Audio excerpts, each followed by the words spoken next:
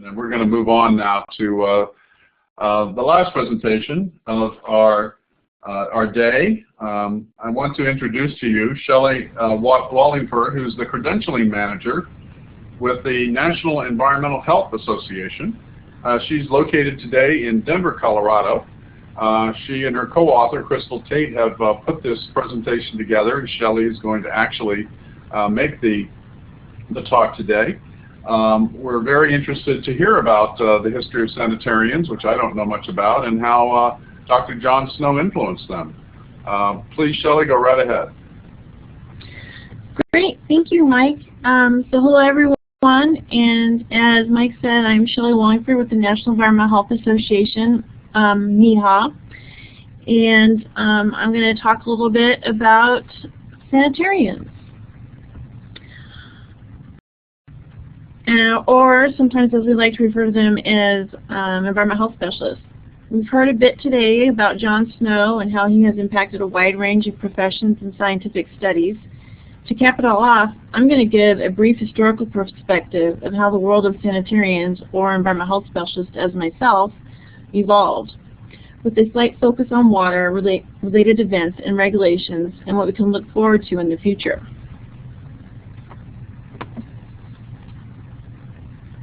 Oh, there we go.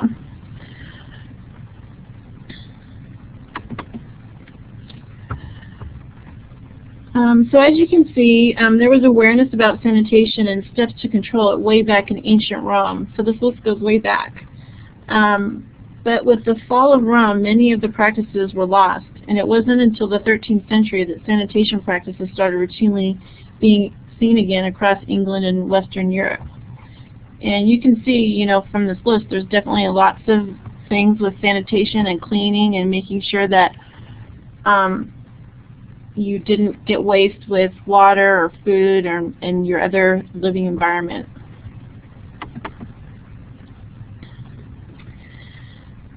There were a variety of efforts being taken in England to address public health concerns. While clean water was valued, the link between unclean water and disease had not been established.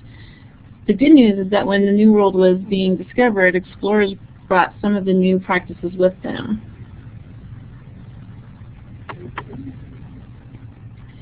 I like this slide. It says a lot without me having to say it. With all these efforts, it would seem pretty clear that there was a correlation between health and the environment. But as with most things, acknowledgement and advancement usually comes on the heels of a significant tragedy or event. There have been a number of people who have had an immense and positive effect on environmental health, but since we're all talking about John Snow and his birthday, I'll focus more on water and waterborne diseases. So we've heard a lot about John Snow, the father of modern-day epidemiology, and a component in every environmental health specialist's day-to-day work. He came to prominence by recognizing the relevance between cholera outbreaks and the water pump, which we've heard a lot about today. Through his use of the dot map and interviews, Snow was able to find the correlation between sewage-contaminated water and cholera outbreaks. While no longer a life-threatening disease, cholera still affects millions of people worldwide and still results in tens of thousands of deaths annually. And his work on the cholera is definitely something that environmental health specialists study. I studied him in college as my background for getting my degree in environmental health, so very instrumental in the work of environmental health specialists.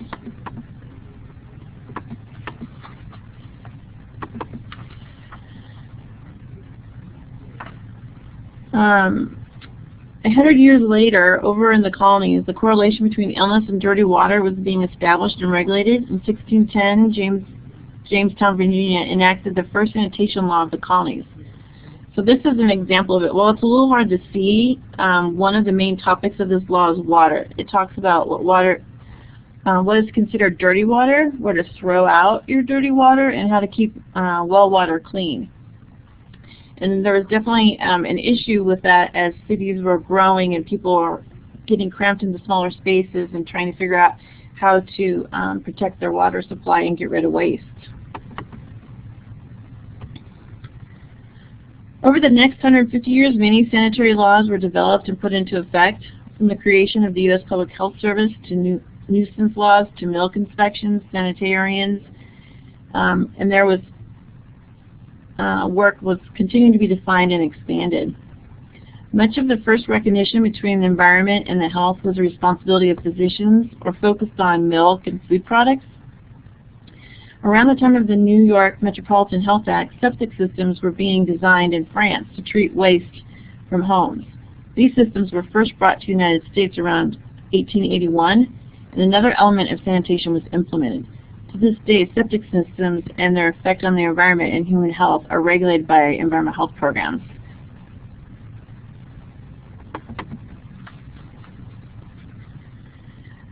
Moving forward, we're now in 1972 with the Clean Water Act that was enacted by Congress. It was designed to establish a base structure for regulating the discharge of pollutants into water, wastewater standards, and regulating the quality of surface water without a permit. The National Pollutant Discharge Elimination System permit program was established to control these discharges. However, some homes on septic systems, among other exemptions, were not included in this requirement. While clean water was the main goal of the Clean Water Act, we were at the tip of the iceberg as far as pollutants in water goes.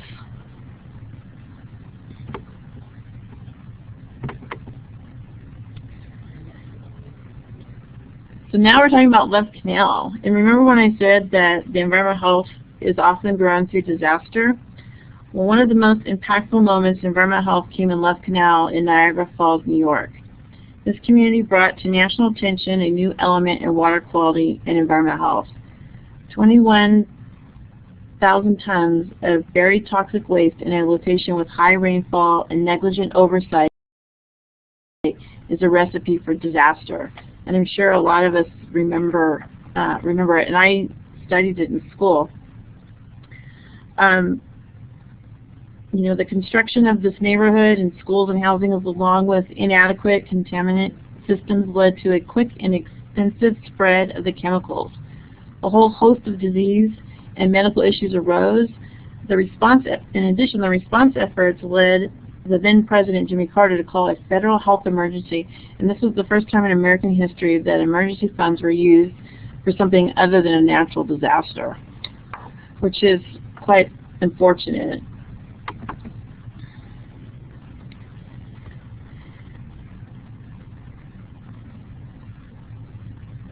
Oops, I skipped a slide, sorry.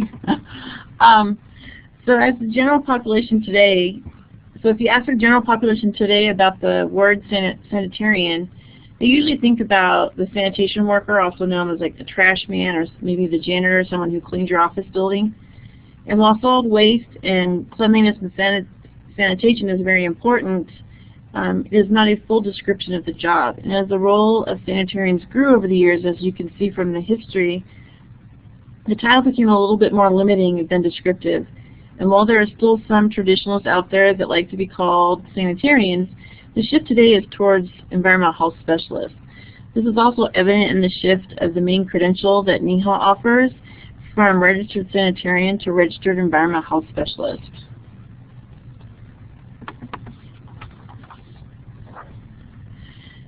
A lot has changed in the environmental health profession since John Snow stopped the cholera outbreak, as I'm sure you've seen from our presentation. The role of environmental health professionals has grown to include lots of new categories over the years, and new responsibilities, and an ever-increasing linkage between the environmental health and public health realms. And as you can see from this list, there's just some of the new things that environmental health specialists look at, trained on, or are responsible for responding to. As a society, we become more and more aware of our connections to the environmental health. We will be the role of the environmental health professional expand.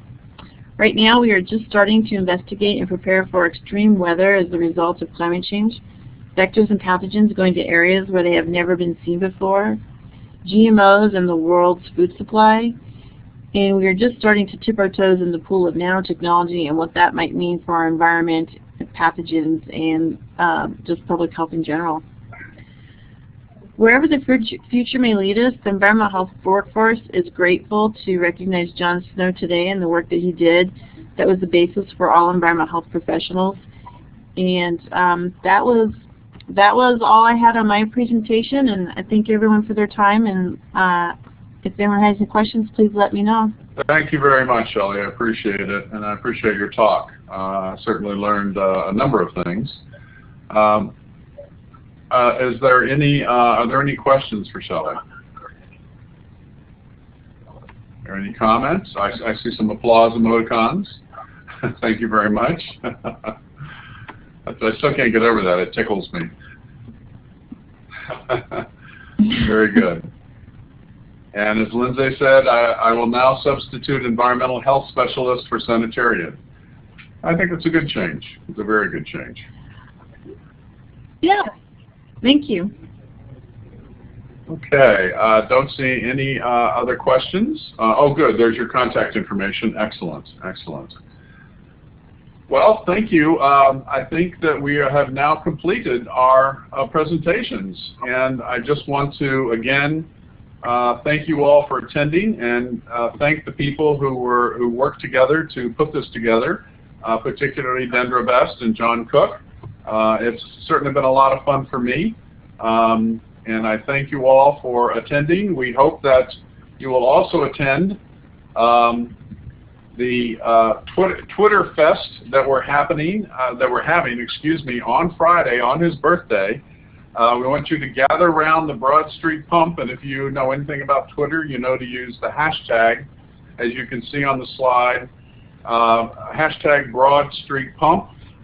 You can also use hashtag Dr. John Snow, and we will be exchanging tweets and talking about Dr. Snow in 140 characters or less from 1 to 3 p.m. That's Eastern Daylight Time on Friday. Dendra, do you have any final words for our participants? Yeah, just to let you know that there are numerous original sources and documents that provided by the presenters. We'll be compiling those into a resource folder. We'll be posting those probably to our Dropbox folder, so you can, anyone who signed on to this will share that link with you. Also, I think we need to give a shout out to the person who's probably attending from the greatest distance. If I'm not mistaken, Christabel, aren't you joining us from New South Wales, Australia? Let me know in the chat window if that's right. I think that's our.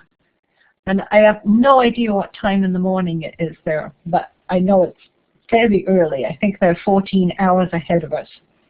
Oh my. Yeah. That's amazing.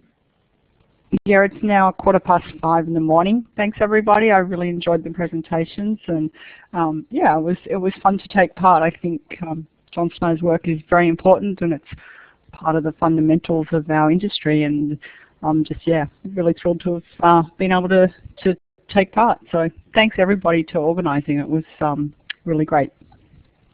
It's our pleasure, and thank you very much for getting up so early in the morning, or perhaps you haven't gone to bed yet, and you know, that's you never know. Well, thank you. Yeah, no, I did get up. I set the alarm. Okay. Well, you might have been at the pub all night long, for all I know. Well, no, because she was drinking the beer, she was safe. That probably wasn't. So. Yes, well, I wish we could have a birthday cake.